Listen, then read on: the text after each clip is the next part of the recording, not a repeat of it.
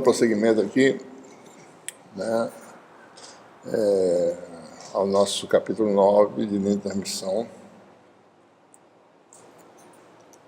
Hoje a gente vai sair agora, a gente já fez a análise de campos, né?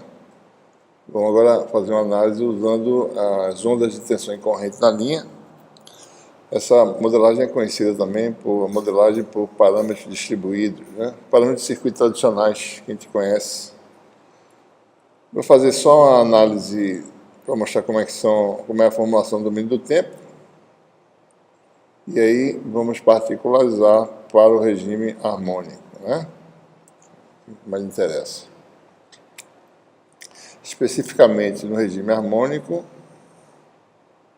vamos ver as soluções obtidas para as ondas de tensão em corrente. Vamos analisar especificamente quando você tem uma linha de transmissão terminada por uma carga. Vai ver que a gente vai ter reflexão, né? Coeficiente de reflexão, da mesma forma que a gente teve reflexão numa interface, né? Uma onda plana. A gente também tem reflexão quando você tem uma carga que é o mesmo problema, na realidade. E vamos discutir algumas propriedades da função impedância. Bom, como a gente falou na aula anterior, né? Ou seja, a gente pode determinar a capacitância por unidade de comprimento da linha de transmissão, usando os campos, né? Pode determinar a indutância. E esses elementos armazenadores de energia, eles equivalem a haver na linha de transmissão capacitância por unidade de comprimento, né? A capacitância de paralelo, né? Os eletrodos, entre eles tem um preenchimento e tem uma energia armazenada. Então, essa energia armazenada pode ser usada para determinar a capacitância por unidade de comprimento, né? Nós temos também energia magnética armazenada, que tem a ver com o fluxo de corrente, o campo magnético em torno dos condutores. Né? Você tem uma indutância por unidade de comprimento. Né? Você tem perdas de condução, que a gente comentou também na aula passada, discutiu, né? Que equivale a uma resistência série por unidade de comprimento RL, e um vazamento, perdas materiais, né?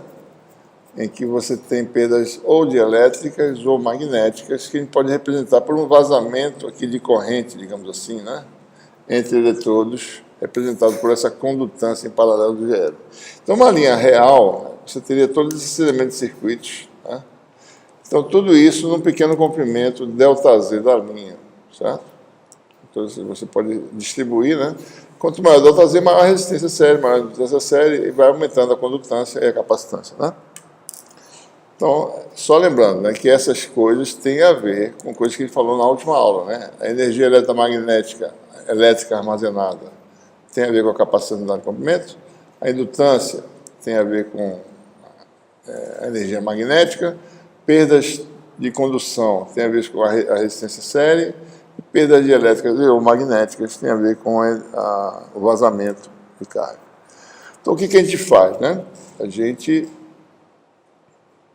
pode utilizar também um modelo de circuito, certo? Mas levando em conta que as quantidades podem variar longitudinalmente, né? Então, por exemplo, né, se você tem uma linha de transmissão representada por parâmetros distribuídos dessa forma, está acontecendo aqui, hein, bicho? Né? Então, você tem aqui um nó num ponto de coordenadas Z,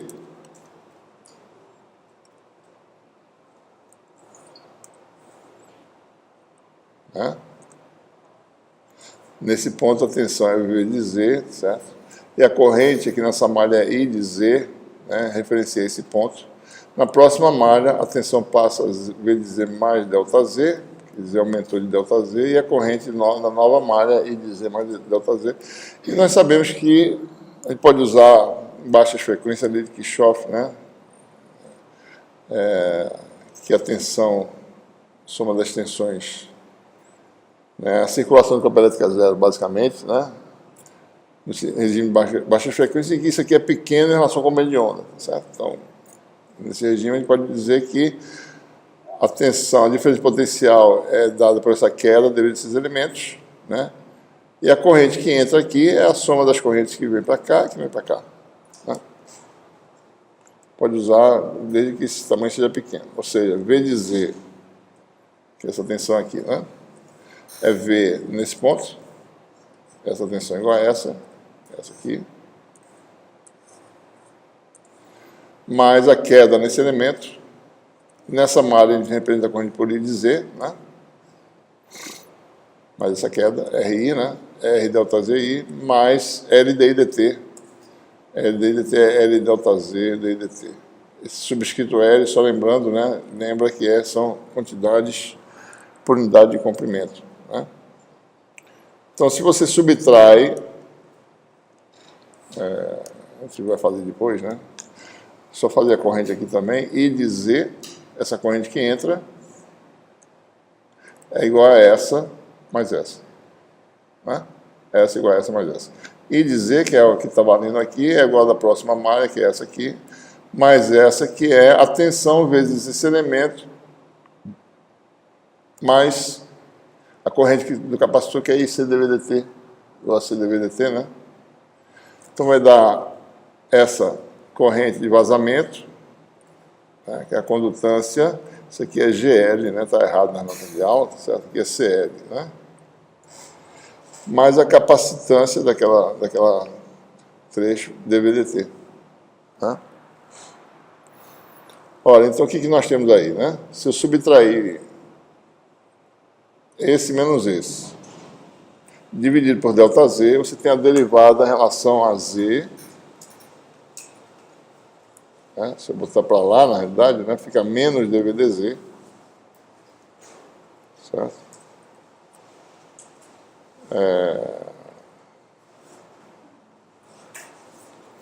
E se eu subtrair isso para cá, fica menos DI dZ. Né? Você fica com essas duas equações acopladas aí.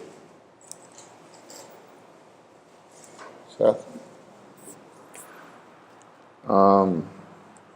Então, por exemplo, vamos ver como é que fica uma equação diferencial só para ver, né?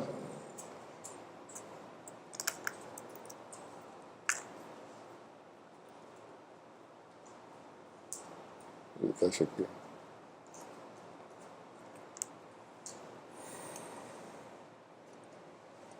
Você tem aí menos dVdZ, né? Igual a RI. Isso aqui é do domínio do tempo, né? Mais LL, né? DI dt. Você tem a segunda, que é menos DI dZ. Igual a GV. Mais C dVdt.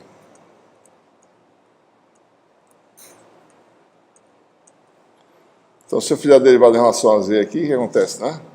D2V dZ2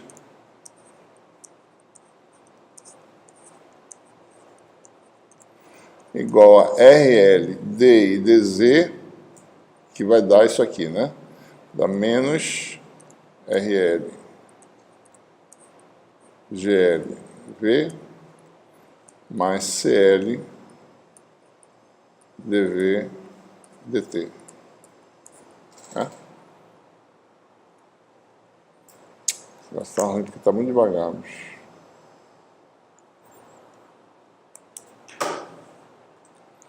Né? Então, derivando em relação a Z, D2V, D2 vai dar esse primeiro termo, RL, DI, DZ, que dá isso aqui, mais esse termo, mais LL, DDZ cruzado, né? D2I, DZ, DT. Para isso aqui eu faço a derivada em relação a T disso aqui, para jogar aqui. Então, D2I, DZ, DT é igual a menos GL dVdt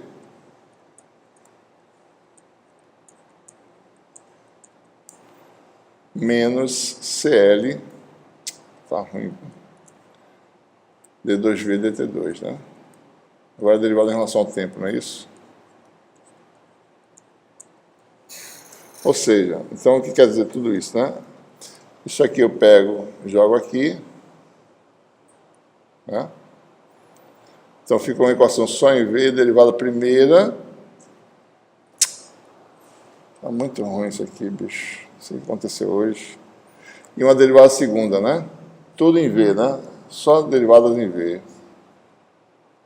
Aqui tem V, dV, dt, e aqui tem dV, dV, dt. Ou seja, nós temos a equação diferencial de segunda ordem só em V, fazendo esse procedimento, certo? Vamos mostrar como é que faz, né? Então a gente obtém isso. E outra coisa, se eu fizer a mesma coisa para D2 e DZ2, e fizer o mesmo procedimento, eu obtenho uma equação semelhante, ambas representadas pela mesma equação diferencial, né? A solução se chama de psi ou V ou I, a equação diferencial resultante é essa aqui, que a gente obtém. E aparece um parâmetro, né? V, que é uma dimensão de velocidade, 1 sobre R de C, que nós já mostramos que é a velocidade da luz dentro do meio de preenchimento, né? Mostramos na análise de campo. Então aparece esse termo aqui, certo? E aqui parece essa confusão aqui, para resolver essa equação aqui não é muito simples, né? É complicado, né? Dá para resolver. Faz uma transformação de Laplace aqui e resolve a equação em Z. Você faz transformação de Laplace para sair do domínio do tempo, né? Resolve para a função lá e resolve o problema, certo? Bom, a gente não vai trabalhar no regime temporal, a gente vai quebrar, como sempre, né, em componentes de Fourier, no regime harmônico. Então, a nossa função, tá certo? Ou V ou I, né, vai ser escrita daquela forma tradicional, uma função das coordenadas, exponencial de j ômega t. Né? E agora, o que nós temos, né? Se você olhar aqui originalmente, aqui você tem menos dv dz, fasor agora, né? Igual a RL fasor I. Aqui aparece J ômega, né? J ômega L I, né? E aqui também, tá certo? Aqui aparece J ômega CL fasor V. Então você tem essas equações, né? J ômega LI, RI, J ômega CV, GV. E de novo, agora fica mais fácil. Se derivar de novo aqui em relação a Z, né? D2V, DZ2, aparece DI, DZ, e DI, DZ é a função de V. Quando eu faço isso, eu obtenho uma equação diferencial de segunda ordem, do mesmo jeito, né? Ou para I, ou para V, ou para I, né? Essa equação aí, tá certo? Essa é a forma geral dessa equação, em que gama é essa raiz quadrada aqui, certo? É um produto desse termo com esse termo aqui, raiz quadrada, né? Linha com perdas, certo? Então, a solução geral dessa equação, isso aqui é chamada constante de propagação, né?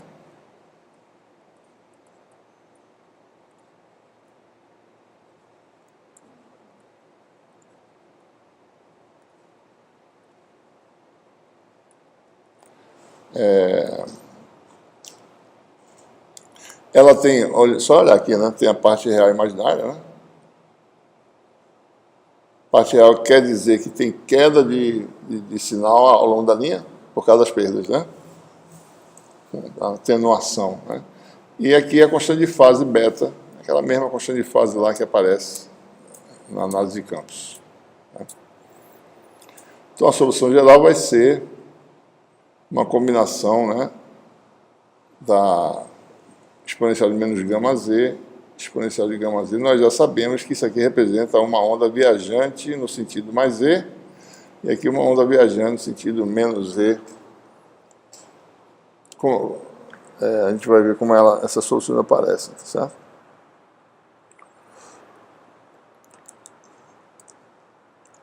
Bom, então quais são as soluções para tensão em corrente, né? Se a gente for analisar, por exemplo, né, se eu pego, assumo que V é dessa forma, então I pode ser obtido dessa equação.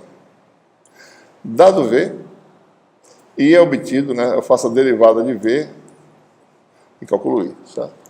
Então, por exemplo, se eu digo que V vale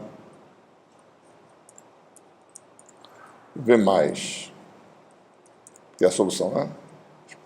Mais quer dizer propagação no sentido mais Z, tá? Daí eu boto menos aqui em cima.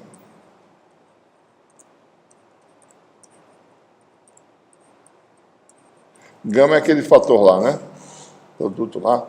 Então, observem que para calcular I, eu precisaria de dV/dz. Vamos calcular aqui. dV/dz. Parece um gama, né? Nos dois casos. Gama. Na realidade, eu preciso de quem? De menos... Eu vou fazer menos dV/dz, tá certo? Que fica o I aqui normal já. Fica menos dV/dz. Então, aparece o menos gama aqui. E apareceu mais gama, então fica menos na frente. Então, vai ficar V mais menos V menos, né? Isso é o quê? É esse fator aqui vezes I, né?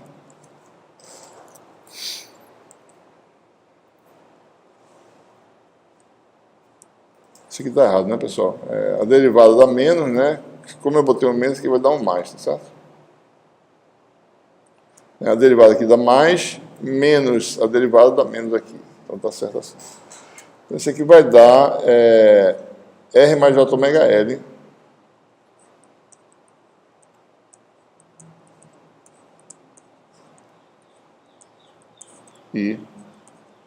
e aí eu determino a corrente I.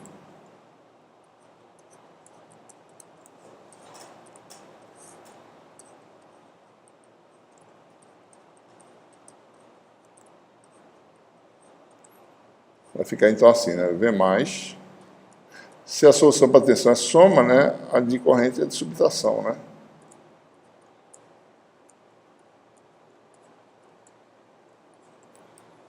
Bom, e gama, por sua vez, é dado por essa expressão aqui, ó, produto dessas duas coisas. Tá?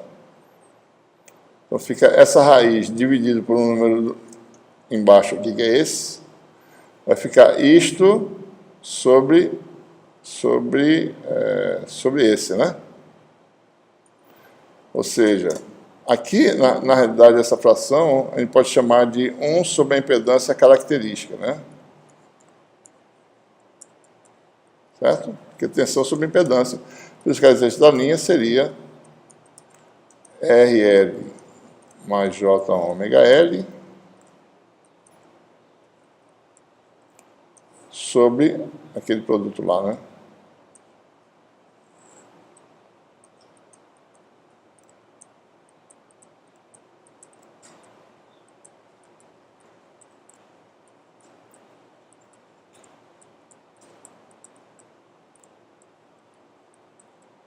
Isso aqui vai dar o quê, né? Raiz disso aqui, né?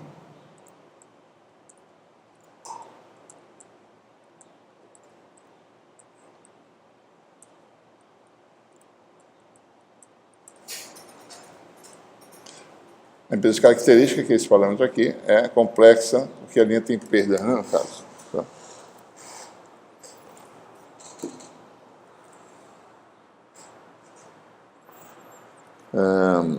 Então você tem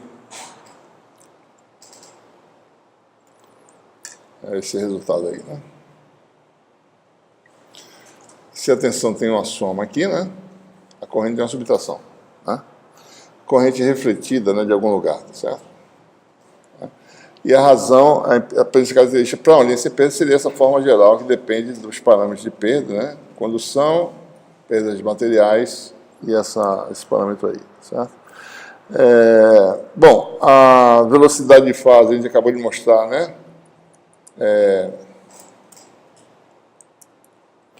1 sobre raiz de LC, que por sua vez também está associada a constante de fase, né, beta, com essa relação que a gente já conhece, certo? Bom, no regime sem perdas, o que acontece, não tem resistência não tem perda por condução, não tem vazamento de corrente, né? Não tem perdas nem magnéticas nem dielétricas. Então isso aqui dá zero, isso aqui dá zero, isso aqui cancela, isso aqui cancela, e pelas características fica na forma raiz de L sobre C, que é aquilo que a gente já tinha feito na análise de campos, né? O gama agora fica puramente imaginário. Perdeu de novo.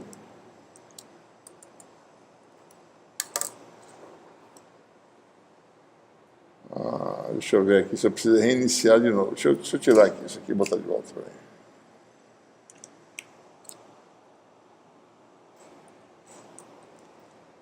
Está perdendo o contato aqui. Eu vou ter que reiniciar, pessoal, para poder fazer, viu? Aqui, ó. Está com essa novo grau de dificuldade aqui para o curso da gente. Deixa eu parar aqui, certo? Então, como eu estava falando, no regime sem perdas, né? Você tem aí constante de fase aparece, gama igual a J beta, beta é ômega raiz de LC, né? Porque é ômega sobre V, V é 1 sobre raiz de LC. Essa característica é aquela que a gente obteve anteriormente na análise de campos, e a velocidade da luz no meio de preenchimento é 1 sobre LC, né? Muito bem. Vamos fazer agora a análise do que acontece quando você pega uma linha de transmissão e alimenta uma carga, uma impedância ZL. Né? O interessante é que começa a mostrar a diferença entre circuitos cujas dimensões são menores ou da ordem como de onda, é que as propriedades elétricas mudam dependendo de onde você mede. Né? Então, por exemplo, nós já sabemos que uma onda plana, ao encontrar uma interface, ela é refletida, né? Então, se você tem uma linha de transmissão que termina num material diferente, que é uma carga, você vai ter uma transferência de energia para essa carga, mas vai refletir uma certa quantidade, né? Então, você tem uma onda de tensão que vai, então uma parte vai voltar. Vamos desconvencionar. Aqui você tem um gerador que está alimentando a resistência do gerador, mas vamos convencionar que a carga está localizada em Z igual a zero, né? E a gente observa, mede as propriedades da linha de transmissão terminada no ponto Z igual a menos L. Então, esse gerador, se eu posso pegar isso aqui tudinho, transferir para cá e transformar numa impedância equivalente, cujo valor é Z de entrada. Né? Então, para todos os efeitos, se eu calcular essa impedância de entrada, eu posso calcular, se está muito perto, essa distância aqui é pequena em relação ao mediano, eu posso calcular a tensão, a corrente que circula aqui no sistema, tá certo? Posso calcular que a tensão no resistor RG, assim por diante. Né? Certo? Se a linha fosse infinita, a onda de tensão ela é só uma componente a que viaja no sentido mais Z. Né? Observe que a nossa análise agora está para linhas sem perdas. Né? A gente vai analisar as propriedades idealizadas, né? De linhas sem perdas, certo? E nesse caso, se a linha não tivesse nenhum retorno de potência, então a corrente seria simplesmente a razão entre a onda, a tensão no mesmo sentido, né? E a impedância característica. Quando a linha é terminada em uma carga, digamos em Z igual a zero, né? Então você pode calcular a tensão em cima da carga. Estão lembrando, né? A onda de tensão é V mais exponencial de menos J beta L mais V menos exponencial de J beta, desculpe, Z. Isso quer dizer, né?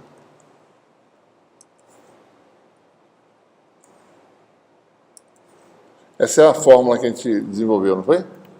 Em Z igual a menos L, nessa convenção que a gente está utilizando, em que Z igual a zero na carga, né? Então, V vale V mais exponencial de J beta L, né? Mais V menos exponencial de menos J, a mesma coisa, beta L, certo? Bom, em Z igual a zero, ou seja, sobre a carga,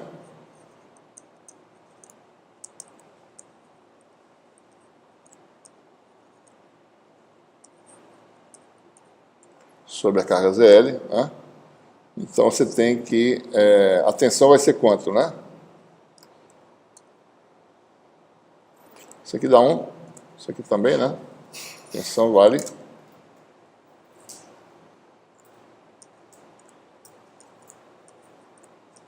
a soma de V mais V menos, né?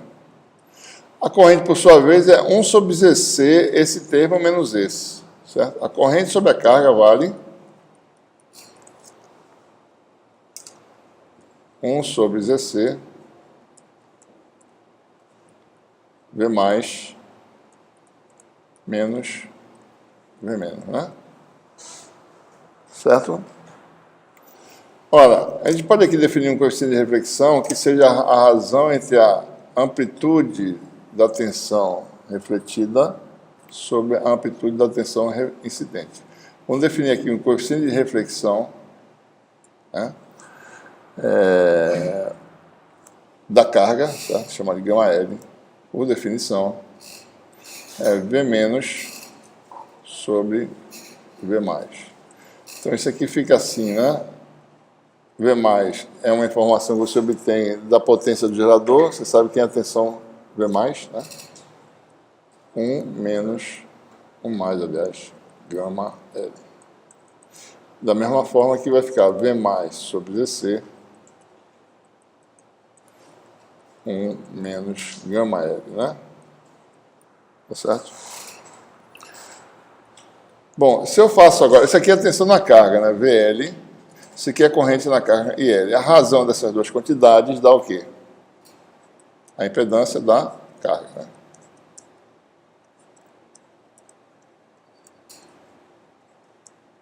Então, se eu fizer a razão disso sobre isso, eu obtenho ZL. Tá? Então, isso permite me expressar o coeficiente de reflexão da carga em termos da impedância da carga e da impedância característica. Porque quando eu faço a razão, isso aqui sai, né? Fica ZL igual a essa razão da ZC, né? 1 mais γL sobre 1 menos γL. Então, dado ZL, sabendo de transmissão, eu sei qual é o coeficiente de reflexão, né? Ora, a inversão dessa fórmula é fácil de mostrar que vai dar γL igual a ZL menos ZC sobre ZL mais ZC. Veja a analogia que nós temos em termos do coeficiente de reflexão de uma onda plana incidência normal numa interface, né? Lá era a diferença da impedância de onda, que não é impedância característica, é outra coisa, sabe? Z2 menos Z1 sobre Z2 mais Z1. Diferença de impedância sobre a soma. Se as impedâncias são iguais, reflexão zero. Né? Certo? Então, aparece um parâmetro importante que tem total semelhança com aquele conceito de reflexão, só que aqui é a impedância mesma, característica da linha de transmissão que depende, né, da geometria, tá certo? Por favor, dá licença. Se você está aqui para assistir a aula, assista. Agora, se vem para cá para não assistir, bicho, desculpe, mas não fica chato eu aqui falando. Televisão, tecnologia, não sei lá, você, no WhatsApp, bicho. Hã? É o que você está fazendo? Era uma distância que você Sei, mas... Olha, veja bem, deixa eu falar uma coisa. Por que eu repito essa história? É perda de tempo ficar aqui e não está realmente raciocinando o negócio. Tá? É perda de tempo. Você fica 2 horas parado, depois chega na hora da prova, eita, não tive tempo de estudar. Por quê? Essas 2 horas você não estudou. Ou você está aqui estudando mesmo, ou vai estudar essa matéria em algum lugar na biblioteca. Mas perder tempo, bicho, não dá. Vocês ficam muito tempo sentados na sala de aula. São, acho que, umas 20 horas sentados. É muito tempo, assim, ocioso. Porque uma aula, realmente, se você não está ligado, é cansativo, certo? Ou você realmente está já absorvendo aquele material que já ganhou tempo de estudo aqui, você está perdendo tempo. Tempo precioso, certo? Então, Né? Vamos fazer isso da forma certa, tá bom? Ok, vamos lá. Continuando. Então, vamos lá. Então, coeficiente de reflexão na carga, né? Você tem total analogia com a análise de campos, certo? Bom, vamos olhar agora a impedância de entrada, né? Se eu meço a tensão nesse plano de referência Z igual a menos L, né? A tensão é corrente, e faço a razão, tenho a impedância de entrada, certo? Então você tem aí, faço essa razão, V de Z igual a menos L vale a onda de tensão, né? Correspondente em Z igual a menos L, que é essa soma. A corrente Z igual a menos L é uma diferença, como eu acabei de mostrar, sobre ZC. O ZC vai para o numerador. Então, nós temos aí uma expressão, né?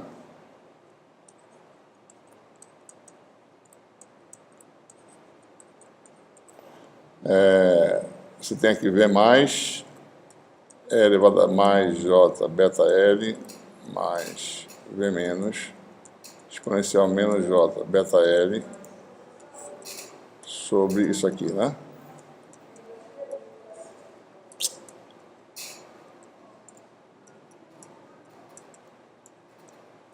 Isso é porque a televisão, esse acoplamento com a televisão faz isso aqui ficar lento, né? Não fica tão bom como antes. Se eu botar V mais evidência, que vai dar igual a ZC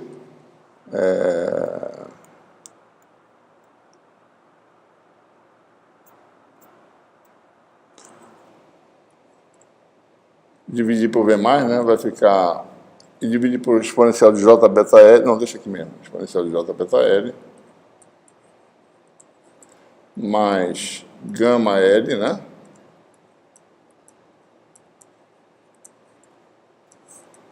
E aqui vai exponencial de J beta L menos gama L. Exponencial de menos J beta L, por sua vez, o gama L, você joga aqui dentro, é igual a ZL menos ZC sobre ZL mais ZC. Então, observe que se eu jogar isso aqui dentro, eu vou ter uma expressão que depende das impedâncias, né? Da carga e característica, que aparece aqui também, certo? Manipulando um pouquinho essas expressões, a gente obtém esse resultado aqui. Ó. Tá? Impedância de entrada, escrito em termos das impedâncias de carga e característica, certo? E aparece um fatorzinho que depende da fase, né? Então, a impedância de entrada é uma função periódica da distância, certo? Varia com essa periodicidade aqui determinada pelo beta L. Beta 2π sobre lambda, né? Então, esse fator da tangente é L sobre lambda, né? Então, depende de quantos compêndios de onda você anda na linha para ver que essa impedância pode mudar totalmente. Haverá situações em que ela vai ser puramente real, haverá situações em que ela pode ser puramente capacitiva, situações em que ela é puramente indutiva, ou seja, a linha de transmissão pode ser um indutor equivalente, um capacitor ou uma resistência simples. Né? Se calcular a admitância, é a mesma coisa, né? Basta fazer a inversa disso aqui, a admitância de entrada, é algo que a gente vai usar em casamento de impedâncias, né? E usando elementos em paralelo, vai usar muita admitância, certo? Então, você tem essa relação aí, certo? Um outro parâmetro importante eu posso também imaginar que isso aqui é uma carga equivalente de impedância Zin, né?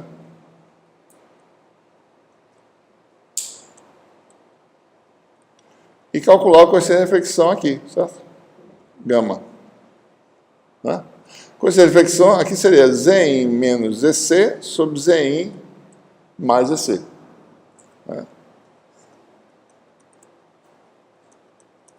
Então, na entrada, o coeficiente de reflexão pode ser calculado dessa forma, né? Como a gente fez, quando era ZL, a impedância era ZL menos ZC, agora passou a ser Zin menos ZC sobre Zin mais ZC, né? Ou seja, e nesse caso, né, a coeficiente de reflexão é a tensão associada à onda refletida, que é V menos exponencial de menos J beta L. A onda refletida tem uma tensão associada a esse valor aqui. A incidente é V mais exponencial de J beta L. Então, a coeficiente de reflexão, na realidade, medida aqui, seria a tensão da onda refletida, que é essa aqui, sobre a tensão da onda incidente, que vai dar gama L e um fator de fase aqui, né? Certo? Vai dar esse valor aqui. Né? Você tem Z igual a menos zero, um coeficiente de reflexão, que é dado por essa expressão. E o coeficiente de reflexão, então, é amarrado à impedância equivalente de entrada. Ou, se você quiser transformar em admitâncias, tem essa relação que muda o sinal aqui, certo? Tá?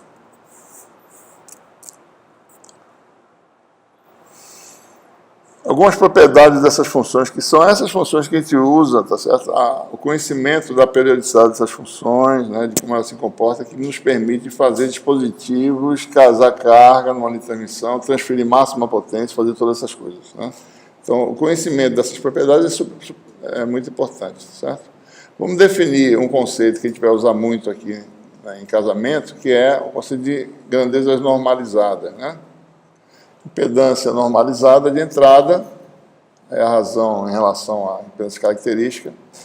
Impedância normalizada vai ter uma barra em cima, então a de entrada vai ser Z. Né? A impedância normalizada da carga, por exemplo, vai ser ZL barra. Né? Por definição, seria ZL sobre ZC. Tá? Admitância normalizada é a admitância de entrada sobre a admitância característica. Certo? E assim por diante. Né? Então, nossas expressões assumem essas formas particulares. Né? Antes era ZL mais JZC, né? Quando dividir por ZC, ficou ZL normalizado e 1 aqui. Certo? Ficou 1 aqui. E aqui ficou assim, desse jeito. Né? Certo? As grandezas normalizadas. Coeficiente de reflexão é ZL menos ZC sobre ZL mais ZC, dividindo por ZC fica Z barra menos 1 sobre Z barra mais 1. Então, Z barra igual a 1 quer dizer uma impedância igual à impedância da linha de transmissão, né? Aí você tem a admitância normalizada, e aqui as definições, tá certo?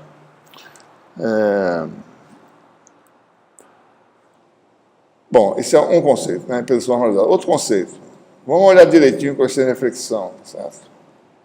A fase desse coeficiente de reflexão permite você determinar que tipo de carga você tem, certo? Às vezes a carga é uma incógnita, né?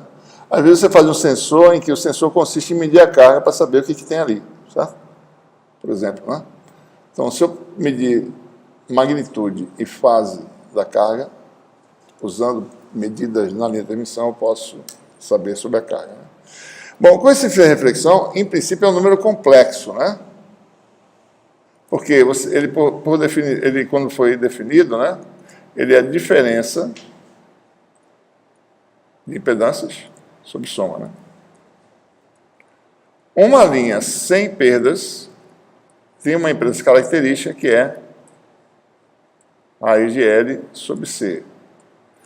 Esse é um número real. Tá? Agora, a carga não, pode ser capacitiva e indutiva, né? Em princípio, pode ser um indutor com perdas, né?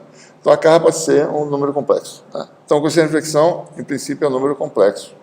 Ele tem um módulo, uma fase, que a gente vai denotar por φL. Né? Módulo do coeficiente é o módulo da razão. Né? Então, a gente pode sempre escrever que o coeficiente de reflexão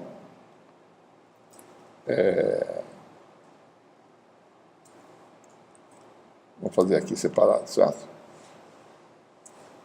Coeficiente de reflexão de entrada é V menos exponencial de menos J beta L, né? Sobre V mais.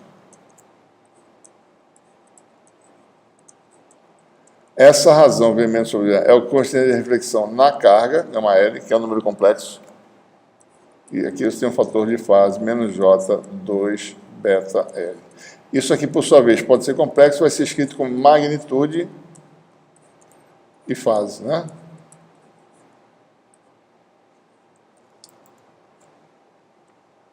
L, L maiúsculo de carga, tá certo? Então, coeficiente de reflexão pode ser escrito como módulo de gama L exponencial de J, fase do coeficiente de reflexão na carga, menos 2 beta L, né? Então, numa linha de transmissão, o módulo do coeficiente de reflexão é, módulo disso aqui dá 1, igual ao módulo do coeficiente de reflexão da carga. Ou seja, uma linha de transmissão pode ser definida como o lugar geométrico dos pontos em que o coeficiente de reflexão é constante. Essa informação é importante na construção da carta de Smith, certo? O coeficiente de reflexão da linha de transmissão tem módulo constante, sem perda, né? Se fosse com perda, vai cada vez menor, certo? Pode mudar, né? Certo? Então, o coeficiente de reflexão tem essa forma aí, certo?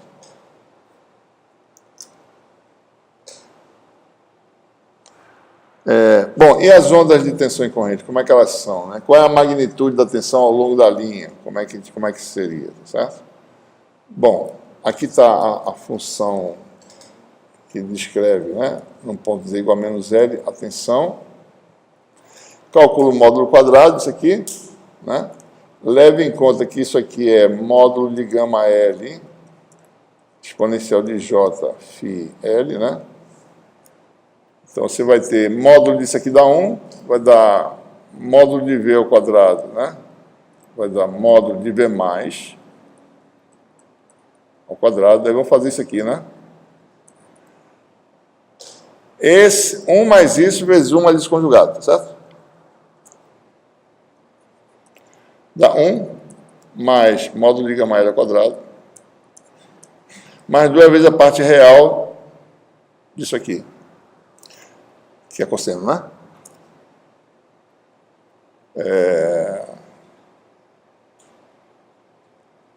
Uma coisa errada aqui, viu? Desculpe, isso aqui está errado, né? Gama é isso, esqueci de um fatorzinho, menos 2 beta L, né? Certo? O gama, né, tem um fator de fase aqui, certo? Senão ele ficava sem variar, né?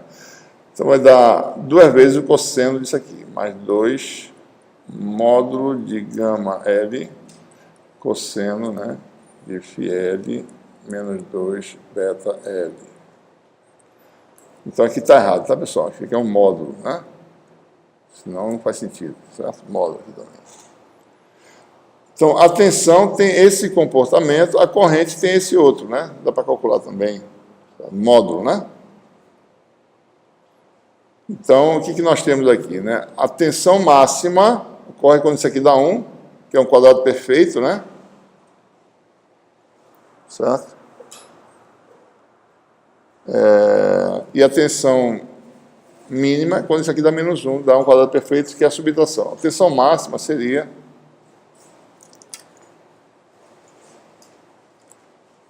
módulo de V máximo, vou botar aqui um mais, igual a módulo de V mais, que é a da onda incidente, 1 mais módulo de gama.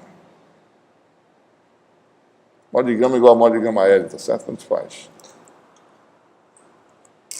Né? E a tensão mínima seria a amplitude da V mais aqui, 1 menos. Tá? Bom, pode ser negativo isso aqui? Não, né? Módulo de V máximo, não. Porque gama é sempre um número menor que 1, tá certo? O módulo com essa reflexão é ser menor que 1. Ele é uma diferença sobre uma soma. Em módulo, ele vai ser menor que 1. Certo? Mesmo que o zero seja complexo. Tá? Então, gama sempre vai ter um valor menor que 1 em módulo. Certo? Porque se ele fosse maior que 1, quer dizer que volta mais do que vai, né? Então, ela reflete mais do que vai. Então, não pode ser. Certo? A corrente, por sua vez, né, nos pontos em que a tensão é máxima, a corrente é mínima. Né? E vice-versa. Certo? Então, nos pontos de máxima de tensão, a impedância tem módulo máximo. Porque a corrente vai no valor máximo, a corrente vai no valor mínimo. Tensão vai no valor máximo, a corrente vai no valor mínimo. Né? Nos pontos de mínima de tensão, a impedância é mínima. Porque a tensão é mínima, a corrente é máxima. E esses pontos ocorrem, só fazer isso aqui, né, periodicamente, tá certo? Quando isso aqui for um múltiplo, né, de π inteiro, certo? Então, existem posições específicas na linha, distantes entre si de lambda sobre 2. A periodicidade da função módulo é de lambda sobre 2. A tensão tem periodicidade lambda, mas o módulo, né, que faz assim, certo? A periodicidade é a metade, é lambda sobre 2. Corrente também, né? Se isso é verdade, a impedância também tem a mesma propriedade, que é uma razão de duas grandezas que tem essa periodicidade. A impedância tem periodicidade lambda sobre 2. Tá?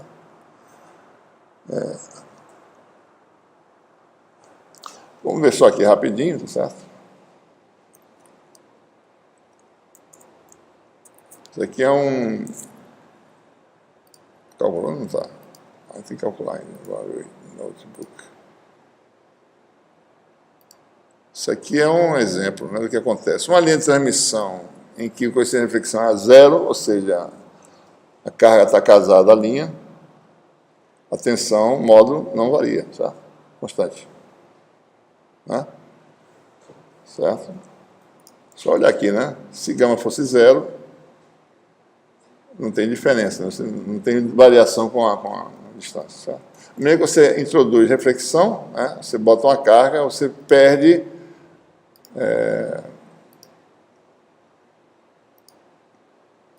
você vai...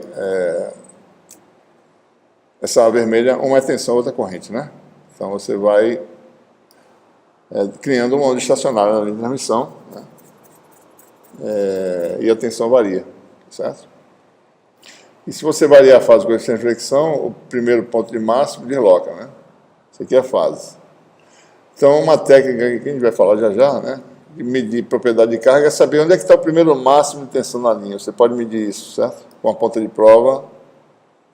Daí, onde é que está o máximo? Não está aqui. Daí você determina uma fase da carga. A fase de coeficiente de reflexão, você determina, na realidade, a fase da impedância. Né? Porque sabendo o gama complexo, você sabe ZL, a propriedade de fase da carga. Você tem essa informação, certo? Tem mais coisas interessantes aí.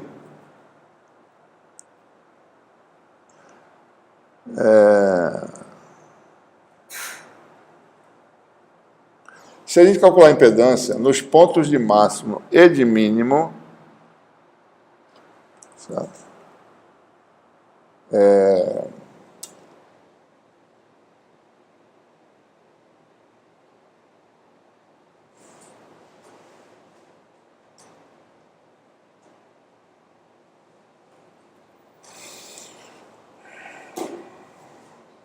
Se a gente calcular a impedância, tá certo? Passar para cá, né? Quem já viu isso aí? Os valores máximos a gente já falou, né? E as correntes são essas quantidades aí. A impedância, se você calcular um módulo dela, por exemplo, no ponto de máximo, vai dar esse valor aqui, né? 1 mais módulo de gama sobre 1 menos módulo de gama. A gente pode calcular isso aí e vai... Bom, dá isso, né? Porque no ponto de máximo, né? Basta olhar essa expressão aqui, ó. Isso aqui é um quadrado perfeito, né? Nesse mesmo ponto aqui dá um quadrado perfeito em que é menos o sinal. Um dá 1 mais gama e o outro é 1 menos gama, né? Certo? Então, a razão V sobre módulo é um módulo da impedância nesse ponto extremo que dá 1 mais gama sobre 1 menos gama. Se você medir realmente a impedância de verdade, certo? Vai dar também essa mesma quantidade. A impedância de entrada dá exatamente isso também, certo? Ou seja, o que quer dizer? No ponto de máximo, o ocorre esse fenômeno. A impedância se torna puramente resistível. Né? No ponto onde tem o máximo de tensão é o ponto onde tem a impedância nem é indutiva nem capacitiva, ela virou resistível, naquele ponto. Mesma coisa no ponto de mínimo. No ponto de mínimo também a impedância é puramente resistível, certo? Tá?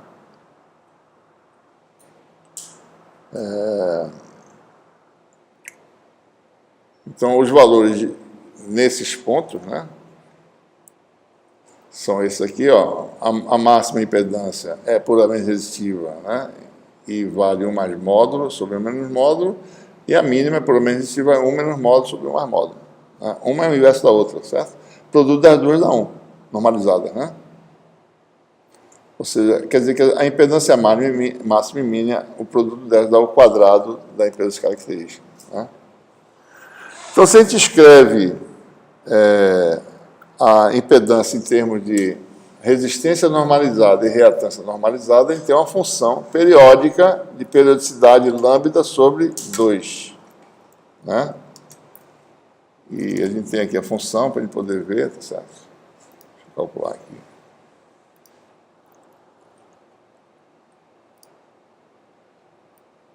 Aqui vão aparecer 3 quantidades aqui, tá certo? Eu acho que tem impedância também. Pronto. Aqui está, eu estou mexendo aqui na carga, né? Uma carga, por exemplo, esse caso eu vou falar já, tá certo? Mas vamos fazer uma carga normal aqui. Uma carga puramente resistível, né? Não tem reatância, certo? Mesmo para uma carga puramente resistiva, a impedância ao longo da linha vai ter resistência e reatância. Se uma carga puramente resistiva, uma linha que termina uma carga resistiva, a impedância de entrada pode ser capacitiva, indutiva ou entre as duas coisas, certo? Basta eu variar aqui a resistência, né? Bom, se eu tiver um curto-circuito, certo? Curto-circuito, resistência igual a 0, né?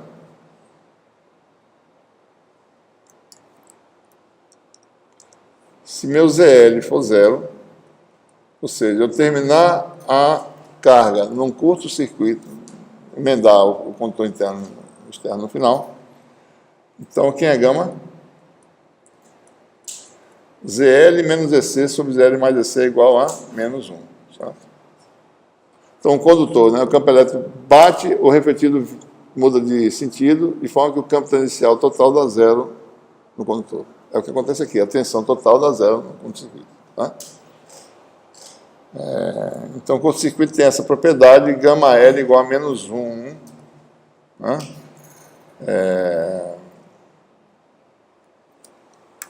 E você tem, em um circuito aberto, por outro lado, né?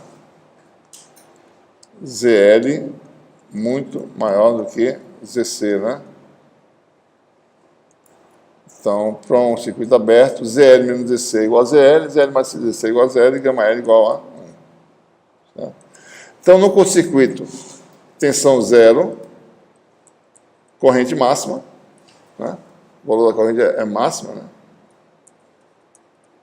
Não pode calcular, certo?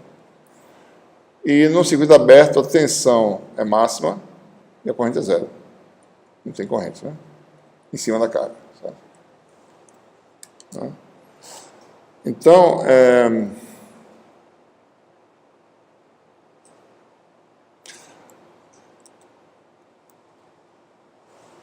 se a gente olhar aqui a expressão, tá certo? Deixa eu só voltar aqui para mostrar aqui para vocês.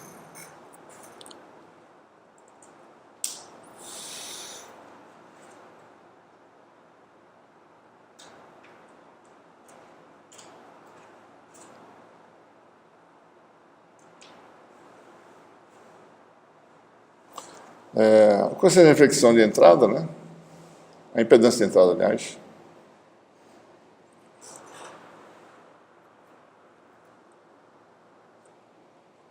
A impedância de entrada é 1 mais gama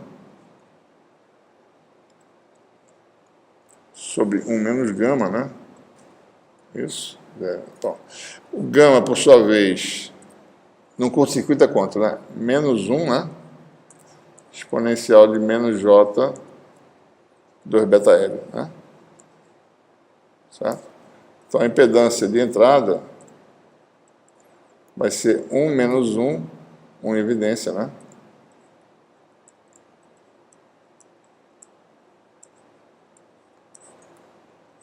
Sobre 1 mais 1 mais exponencial de J 2 beta L. O que dá isso aqui, né? Só para dar um exemplo, no curto-circuito, como é que é a impedância de entrada, né?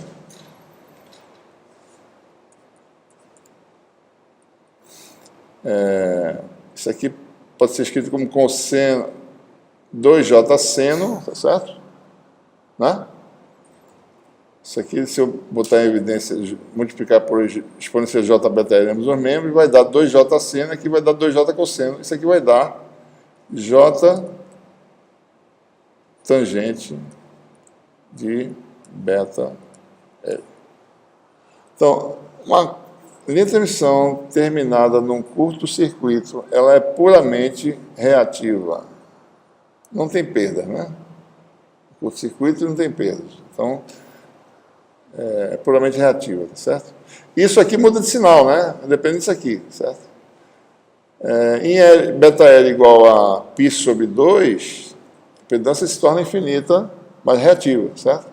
Depois muda de sinal, muda para negativo. Então fica capacitiva, indutiva, mas nunca tem a componente resistiva. Mesma coisa do circuito aberto. Se a gente fosse fazer, ia ter uma função parecida com ela, com um J na frente. Se você olhar aqui, o que acontece na simulação, certo? Né? Uma resistência, uma carga zero, né? Vou botar zero aqui. A função tem duas coisas aqui, deixa eu ver. A função que está coberta aqui. Isso aqui é a resistência, que é zero, essa é vermelha, e essa aqui é a reatância, tá? Que é a função tangente, né? Certo? Isso aqui é o módulo, né?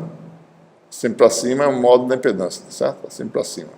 Então é a função tangente, né? Que ela tem fica infinito, mas ficar infinito quer dizer que você está ou curto-circuito ou circuito aberto. Então, uma linha de transmissão que é curto-circuito, meio mediano depois, ela vira circuito aberto, depois vira curto-circuito de novo, tá? E assim por diante. E assim sucessivamente. Se eu botar aqui um circuito aberto, né? Deixa eu botar aqui 10.000, tá certo? Né? Esse aqui é um circuito aberto, né? Aliás, desculpe, 10.000 não, 10.000 aqui. Vou botar zero aqui. Puramente resistível, mas aberta, né? Daí dá isso aí, certo? Também dá uma função tipo cotangente, tem esses ramos aí, né? Certo? Finalmente, para a gente concluir aqui essa aula de hoje, a gente vai ver essa na última aula, com a carta de mídia, vai poder ver todas essas propriedades de forma mais simples, né?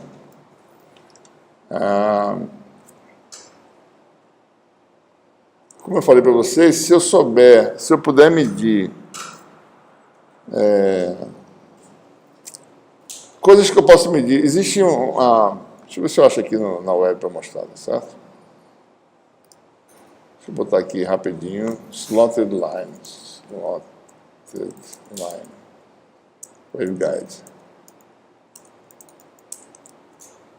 Deixa eu ver se a gente acha aqui imagens, tá certo? Para mostrar para vocês. Pronto, aí, ó. Tem meio complicado, tá certo? Pronto. Esse aqui é mais simples de ver. Você pode aumentar aqui. Dá para ver bem? Essa é uma estrutura que está, se vocês observarem aí, isso aqui é um guia de onda como se fosse uma linha de transmissão, tá? Aqui tem uma escala graduada, aqui tem uma fenda ao longo dessa posição, na realidade não guia de onda, nesse guia de onda especificamente. Aqui não passa corrente, eu não estou interrompendo as linhas de corrente que tem dentro do guia, então você pode fazer essa fenda sem perturbar o campo dentro do guia de onda, certo? Então você pega esse guia, que é a linha de transmissão no caso, termina numa carga, né, alimenta, e mede com uma ponta de prova que penetra dentro do guia de onda, certo? Vou bater em outro lugar, né? Com uma ponta de prova que penetra no guia, você vai medindo, né, o sinal máximos e mínimos, certo? Tensão máxima, ou seja, campo máximo, campo mínimo, quer dizer, tensão máxima e tensão mínima numa linha de transmissão equivalente, certo? Então isso é fácil medir. Não importa o valor absoluto. Se você medir a razão dessas duas quantidades, né, você tem um parâmetro importante que é chamado de razão de onda estacionária. SWR, né? Standing Wave Ratio, que é a razão de onda estacionária. Você pode medir com esse equipamento, a slotted line, né? E se você medir essa razão, tensão máxima e mínima, mede só, divide um pelo outro, tá? Então você pode determinar a carga, que é incógnita, né? Então, por definição, a razão de onda estacionária é a tensão máxima sobre a mínima ao longo da linha, você mede, vai varrendo e mede, tá? E um segundo parâmetro que você precisa, aí você só tem o módulo, né? Se você souber a razão entre essas duas quantidades, né? Pela nossa formulação, isso dá exatamente um mais gama, que é o V mais é proporcional ao mais gama, e o V menos é proporcional ao menos gama. Então você tem, medindo isso aqui em laboratório, você tem o quê? O gama, você obtém o gama, né? Basta inverter isso aqui, certo? Então, uma coisa você determinou, né? O módulo de gama, que é o quê? Módulo de ZL menos ZC,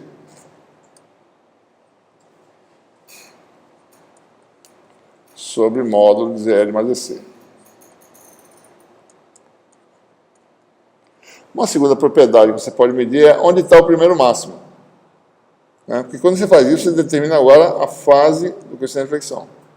Você vai lá e vê, bom, próximo dessa vida, qual é a distância? Vê na escala graduada, né? Você vê na escala graduada qual é a posição dele, e com isso você determina a fase, né? Primeiro máximo. Porque essas coisas estão relacionadas, como eu acabei de mostrar aqui, né? Tem uma fórmula que eu passei por cima, mas está aqui guardada. Primeiro máximo é diretamente relacionado à fase da carga, né? Você determina o primeiro máximo, ou primeiro mínimo, qualquer coisa. Primeiro alguma coisa, né? O máximo ou mínimo. Você pode determinar, então, módulo e fase da carga, você determina a carga, né? Mais uma coisa que você pode determinar vendo a periodicidade, né? Você vai varrendo, né? Vendo a distância entre máximo e entre mínimo, você tem o convergente de onda dentro do guia, que não é a mesma coisa do convergente de onda numa linha de transmissão. Ele depende da estrutura, você pode medir também, certo? Medindo convergente de onda, quer dizer, você está medindo a frequência da fonte. Você pode medir a frequência medindo distância, certo? No fundo é isso. Mede a distância, sabe a frequência da fonte com uma certa grau de precisão. Ok? Bom, então vamos parar por aqui. Certo? Continuamos a última aula dessa unidade na semana que vem. Ok?